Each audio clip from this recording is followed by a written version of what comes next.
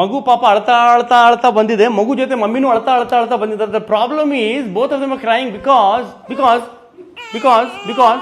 Drama ಮಾಡ್ತಾಳೆ ಇವಳು. Because according to mother, ಇವಳು ಹಾಲು ಕುಡಿಯಲ್ಲ, ಸರಿಯಾಗಿ ಸಕ್ ಮಾಡಲ್ಲ. 3 to 4 hours ಬ್ರೆಸ್ಟ್ ಫೀಡಿಂಗ್ ಮಾಡ್ತಾ ಇದ್ದಾರೆ ಈಚ್ ಟೈಮ್. 3 to 4 hours ಮಗುನ ಬ್ರದರ್ ಬ್ರೆಸ್ಟ್ ಮೇಲೆ ಇಡ್ತಾ ಇದ್ದಾರೆ. ಆ ಮಗು ಕುಡಿತಾ ಇಲ್ಲ, ಕುಡಿಯತ್ತೆ, ಇವತ್ತು ನಾಳೆ ನಾಡಿದ್ದು ಒಂದಿನ ಕುಡಿಯತ್ತೆ ಅಂತ ಅವ್ರ ಪಾಪ ಈ ರೀಸಿ ಚೇರ್ ರಿಕ್ಲೈನರ್ ಚೇರಲ್ಲಿ ಕುತ್ಕೊಂಡ್ಬಿಟ್ಟಿದ್ದಾರೆ. ಏನೂ ಮಾಡ್ತಿಲ್ಲ, ಎದ್ದು ವಾಶ್ರೂಮ್ ಹೋಗ್ತಿಲ್ಲ.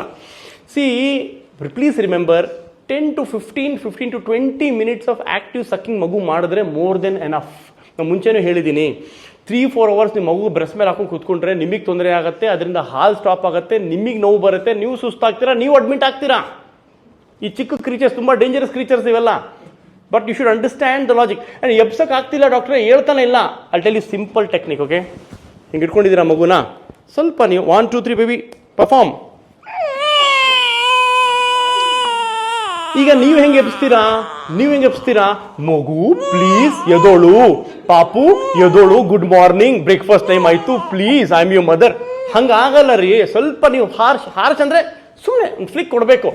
ಇಲ್ಲಾಂದ್ರೆ ಮಗು ನಿದ್ದೆಲ್ಲೇ ಇರುತ್ತೆ. That is the very normal for baby to sleep 16 to 18 hours in a day. But 3 to 4 hours feeding ಮಾಡಬೇಡಿ. You will be admitted. ಮಗುಗೆ ತೊಂದರೆ ಆಗುತ್ತೆ. ಓಕೆ, ಸಾರಿ